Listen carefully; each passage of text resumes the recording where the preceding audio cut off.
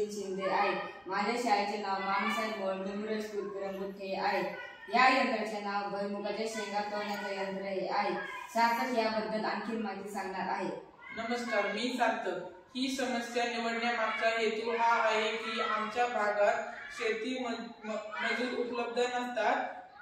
आमच्या ग्राहक शेतकऱ्यांसाठी आम्ही हे यंत्र बनवलेले आहे। कमी वेळात आणि कमी खर्चात हे यंत्र बनवलेले आहे।